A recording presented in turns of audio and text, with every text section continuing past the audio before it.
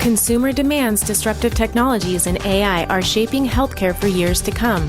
On Hello Healthcare, we dive deep on these issues with leaders who are driving change. We hope that these stories will inspire you to create and demand a better future in healthcare. Please welcome your host, Alan Tam, Chief Marketing Officer at Actium Health.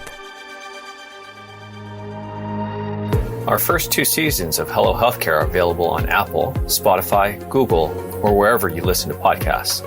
Check out our conversations with some of healthcare's most well-respected leaders in marketing, business strategy, data science, and much more. If you like what you hear, please share with your friends and leave us a review. Thanks for tuning in. Hello, healthcare. The onset of the COVID pandemic has been a tremendous catalyst for driving digital transformation across almost all health systems in the US. As part of this evolution, many health systems have also taken the opportunity to unify their voice as well as their identity through a rebrand. But how does this approach and strategy impact not only the patient experience, but also the patient outcomes and ROI? Joining me today is Kevin Howell. He's the Senior Director of Web and Digital Strategy at University of Texas Health, San Antonio. Kevin, welcome to Hello Healthcare. Thank you. So Kevin, I understand that UT Health recently did a rebrand and launched a brand new website, actually in the midst of the pandemic. Talk to me about what was kind of the main driving force behind that and what were some of the key objectives? Sure. So UT Health San Antonio is a over 60-year-old academic medical center. We're very well known in our market as a school, but not so much as a healthcare system. We're opening a hospital in 2024 to be the first one affiliated with UT Health San Antonio. And we really wanted to relaunch us in the market and get consumers to really recognize us as a healthcare system. And we started a new brand campaign. The tagline is everything it takes. It was really about reintroducing us to the consumer market, consumer preference, consumer choice, and having them recognize us as more than just a medical school. Right, absolutely. And especially in your region, there's a tremendous amount of competition, not only from other health systems, but also retail health and digital health. What are some of the tactics and strategies that you're using today to attract, those healthcare consumers? Yeah, so it's really a competitive market. So we're in a part of town called Medical Center. Within 3 or 4 blocks of our main campus is 4 other healthcare systems. Wow. And right where we're building our hospital is right next door to another hospital. So it's a great place for the market because if you are sick, you know where to go, medical center, but it's highly competitive. Things we're looking at to track how we're doing in the market is really, we do quarterly surveys. We take a look at our website hits and unique visitors and where they're coming from and all that sort of stuff to really kind of track who we're looking at and who we're engaging with. So as part of your role as a digital marketer, talk to me a little bit more about that. How are you integrated into that whole rebrand process and moving forward? What is your role as you kind of continue down this path? Yeah, so my role is kind of a unique one when I talk to my peers because I have dual reporting into IT and to marketing. Interesting. So I wear both hats at our organization. And so being a digital marketer is sort of a new role for me. I spent 20 years in IT in various different industries. And so IT I'm very comfortable with, but marketing is been learning. And, marketing was my primary customer in previous roles. And so I'm very familiar with how they operate and how they do, but me being actually responsible for it is sort of a new thing for me. So it's been a bit of a learning curve. I've had some great mentors and some great teachers along the way. Our role is really to make sure that we are presented online in the most positive light possible. And so that's reputation management, data management. And so some of the things that we've been doing is when we first started this rebrand, we were going to launch this big campaign to reintroduce us to the market.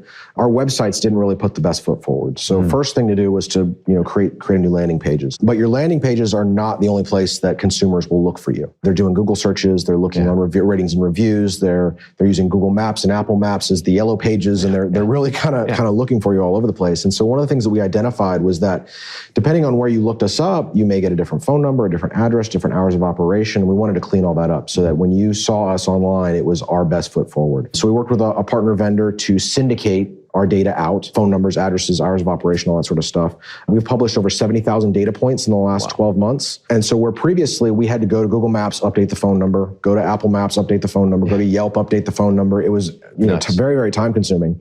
And so now I feed it into one database and that database syndicates it as many different places as they possibly can. We did the same thing with our ratings and reviews. We partnered with our post-visit survey vendor. They had several years worth of history of people leaving positive comments, positive reviews on our providers, but those weren't making it out to the internet. So when you looked us up on Google or HealthGrids or any of the other review sites, maybe we had 1 or 2 reviews on one of our providers. So it didn't take more than one bad review or bad experience to kind of tank that whole review rating when they had 12, 18 months worth of positive reviews. Yeah. And so we worked with that vendor to syndicate that out. So I think the reoccurring theme is syndication. We're syndicating the data out, we're syndicating the reviews out, and really making sure that we're presenting our best foot forward. How long has that whole process taken you guys? Yeah, so we're moving very, very fast. So I joined UT Health San Antonio about 18 months ago. Wow. And so this rebrand kicked off about 18 months ago. And so that's what we've been doing for the last 18 months is putting all the parts and pieces together to make sure that we're represented, appropriately online. So what I also found interesting was your dual reporting structure, both into IT and marketing. And I think that's a very interesting place to be able to understand kind of both organizations. What are some of the challenges and barriers for both as part of this process now that you see it from both sides? Yeah, so I think being on both sides has really cut a lot of barriers. So I hold a governance meeting every other week with both groups, both leaders. They can see our whole portfolio. They see what we're working on, where we need investment, where we need people, and all that sort of stuff. And so we make decisions together, the three of us, our chief marketing officer, our CIO, and myself. And so that's helped out clear a lot of red tape and move things forward a lot faster. So one of the things as a marketer I always gravitate towards is kind of metrics, KPIs. What are some common core metrics that you guys are using today, both from the IT side and the marketing side, to ensure that you guys are aligned and in sync and moving this project forward? Yeah, so our KPIs are pretty much probably what everyone else is using. Unique visitors to the site, engagement times on some of our pages. Our provider directory has got a really large engagement time. We're looking at our social media impressions, social media engagements, click-through rates, all that sort of stuff. And then we partner with a survey vendor to survey the market and figure out how the consumers in the market are perceiving us. Are we having the desired effect as far as, consumer awareness and consumer brand preference and all that sort of stuff? So are you having an effect? We are. We're moving the needle. It's a hard needle to move with so many healthcare systems in our city. But we've done a lot of things over the pandemic, including having our providers be on the 5 o'clock news to give updates about COVID. Some things that are not digital that, higher touch points with our brand to make sure that people recognize us as a healthcare system and not just a school. How has this impacted, so I know that you're trying to grow, but how has this impacted existing patient experience and kind of their care journeys? We've got a good problem to have in that we've got more demand than we have capacity. And so that comes with your own patient experience challenges. Launching this rebrand, we sent a lot of volume to the call center, various degrees of being able to handle that volume. So a great lesson learned is make sure you've got your call center in the loop when you're going to launch a rebrand and make sure that they can handle the additional volume. And just making sure that the brand is really kind of everyone's responsibility. So everyone from the front desk clerk to the janitor to the doctor to president of the university, brand is everyone's responsibility. We got to make sure we're putting our best foot forward. What were some of the best practices that you've learned? I'm sure there's many of your peers who are in the midst of going through a rebrand, or healthcare is always moving in terms of going through a rebrand. What are some of the best practices, or even some of the pitfalls that you would avoid moving forward? Yeah, so I think the biggest bang for our buck was really doing syndication, making sure that we didn't have to update the same data in 15 different places or more. Being able to leverage the rich data that we had in our post-visit surveys, getting that out to all the review sites was a huge bonus for us. Many of our doctors who had 1 or 2 reviews now have hundreds of reviews on those sites. Because we've partnered with a reputable vendor, a lot of those reviews get a verified tag on them. And so a lot of practices got in trouble for buying reviews or paying for reviews. Our reviews, if the site supports it, will get a verified tag, and then so that it has more weight to it, being that it's coming from a reputable source. Let's talk about ROI a bit, right? Because that is the ultimate de facto measurement. How are you guys measuring ROI on this project? Yeah, so we're looking at new patient acquisition and what areas of the city they're from, where we're targeting, different marketing campaigns and stuff like that. But really, it's about the whole campaign's about patient acquisition and making sure that consumer preference, that they choose us first, because we feel like we're the best, and you should choose us first. Right. Have you guys had the opportunity to actually start measuring the ROI? I don't have numbers off the top of my head. head. Yeah. Okay, good. What's next? What's next as part of this project? Next, we've got an update to our provider directory coming out in the next few months. That was an area of our website where we saw a tremendous amount of engagement. People were engaging with our provider directory pretty heavily. We saw users engaging with it for over 2.5 minutes on average, which sounds great, but 2.5 minutes feels a little long. Yeah. And so we're working on making sure that that's a better experience. They can find the right provider and try and get the right information to book with them. And then we're also looking at an integrated CRM strategy. Mm-hmm. So in addition to being a healthcare provider, being an academic medical center, we do research, we do fundraising, we do a lot of different things. And so having all those groups collaborate and work together on a unified CRM system is really where we're going to start getting more economies of scale. Traditionally, all those groups have kind of worked in a silo, as most institutions, can probably attest. A unified system is where we're going to try and make sure that when we engage the consumer, we're engaging them where they are, whether they be a student, a patient, a family member, an employee. They're all different. Everyone is one of those things or many of those things, depending on where they are in the journey. And so we see CRM technology as a way to do that.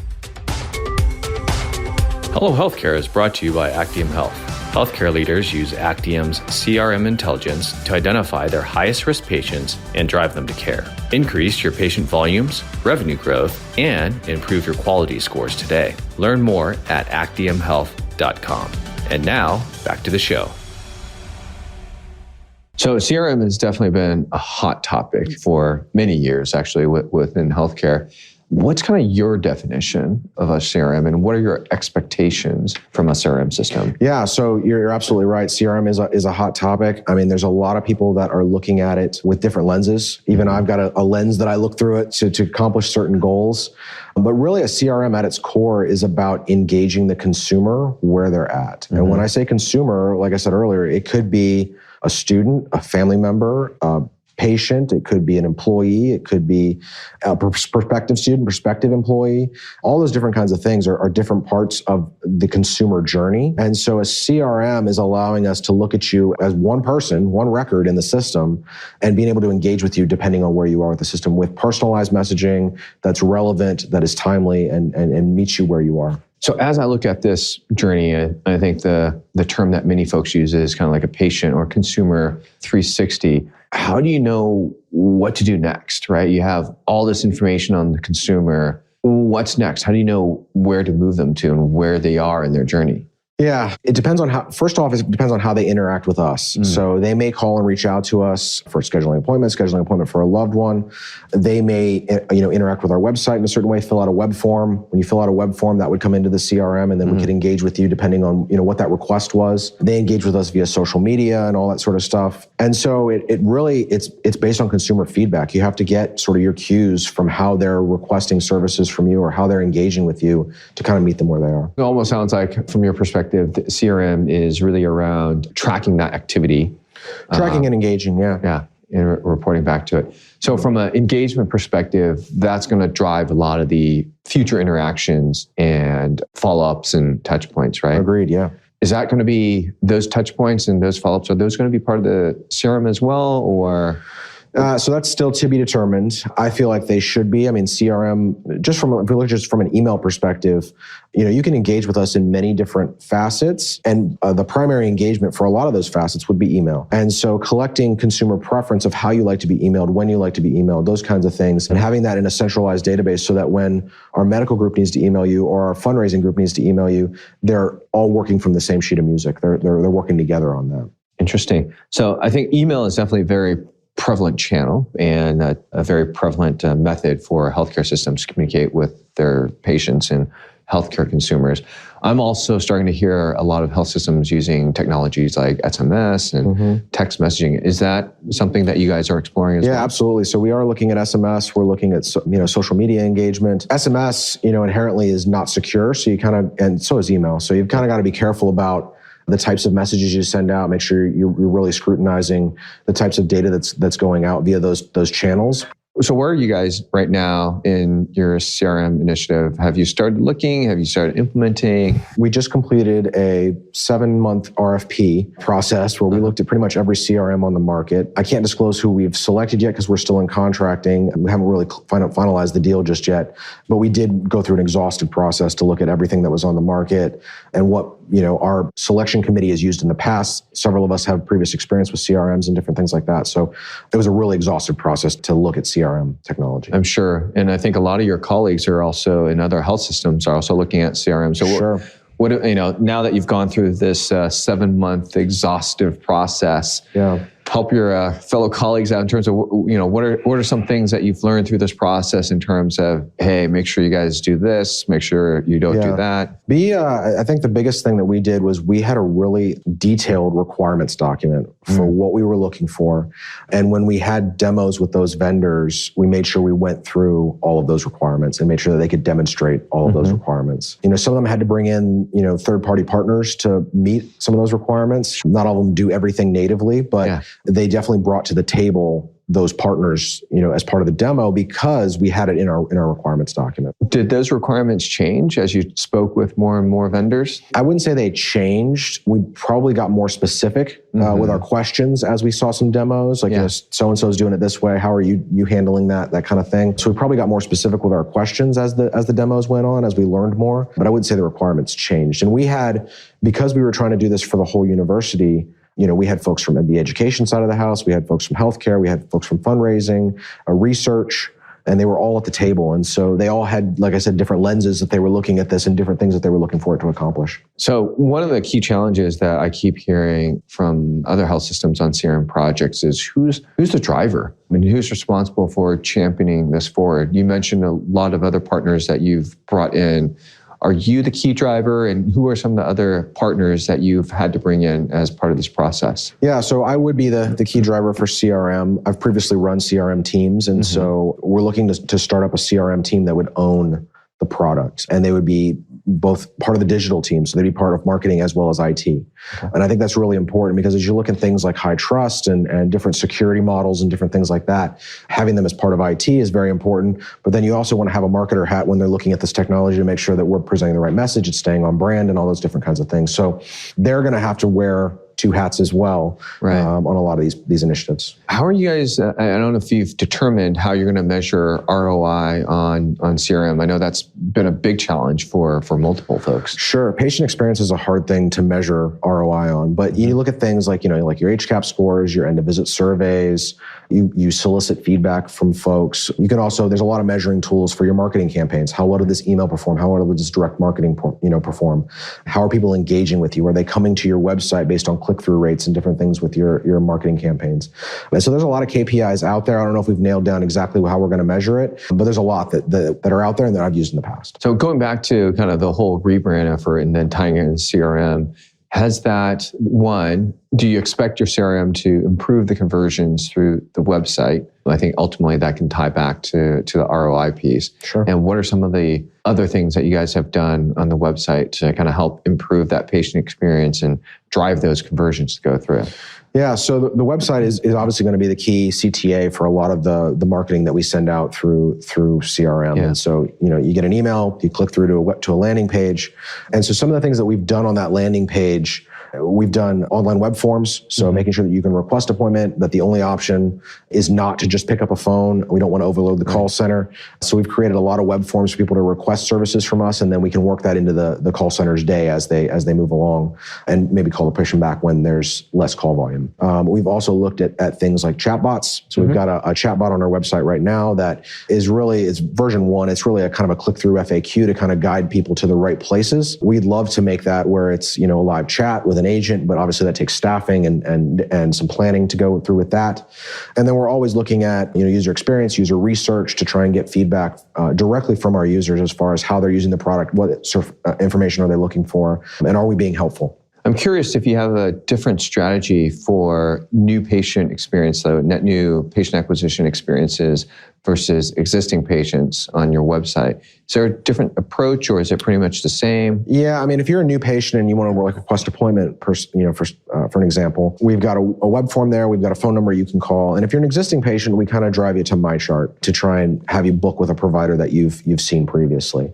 It's not the best experience having to switch between different products, but that's kind of where we're at. I'd love to have it where it's all one experience, whether you're an existing patient or a new patient. It's the same patient experience all across the board, but we'll get there. Right. Is your CRM going to help address this? I think the CRM will, because we're keeping a record on your engagements with us, and we can engage you, kind of where you're at. And so whether that be through the call center, through a chat, through a web form, the CRM is sort of the quarterback that aggregates all those interactions together. So let's just say you have your CRM implemented, and how do you measure the success of that project, say at the end of the year? You really kind of look at the departments that you've engaged with. So one of the examples that I can give you is in a previous organization, we set up a CRM for our call center, and we looked at how that affected the call stats. So average time to answer, average handle time, how many calls was an agent handling per day.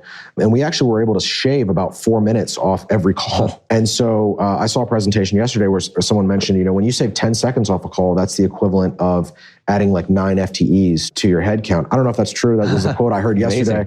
I thought it was a fantastic quote. And so we shaved 4 minutes. I mean, that was a huge advantage for us. And so those are the kinds of things that we'll look at. How more efficient are we? And we'll always be surveying people and looking for, feedback from people and trying to get feedback from the end users. So one of the other challenges that I often hear about from other health systems is partnering with the clinical side of the house, especially on the patient outcome, patient experience side. How has that type of relationship affected things that you're working on, or has it not? I think we've got a great relationship with our providers and our provider group. We've got, a team in IT that supports them, and we work really closely with them as well. And so it's really a collaboration effort. We're all on the same journey to make a better patient experience. We don't always agree on what the best way to go is. That's part of the journey, is we can come together and we can talk about it and try and make a decision as a group as far as what's best for the patient. Hey, Kevin, I really appreciate all the insights that you shared with us, and I really enjoyed this conversation. Many folks in the audience are way further behind than you guys are, and I'm sure they would like to continue the conversation as well. So if they wanted to reach out to you, what's the best way for them to get a hold of you? LinkedIn is probably the best way to get a hold of me. Absolutely. So Kevin, thank you again so much for joining us on Hello Healthcare today. For those of you in the audience, please give Kevin a ping on LinkedIn. We'll have his contact information in the show notes below. Until next time, hello. Thanks again for tuning in to Hello Healthcare. If you like what you heard, we appreciate a review on Apple, Spotify, or wherever you're listening. You and your feedback fuel us. This conversation is brought to you by Actium Health. To get the latest on what these healthcare leaders are saying, subscribe on HelloHealthcare.com. Thanks. And when we see you next time, hello.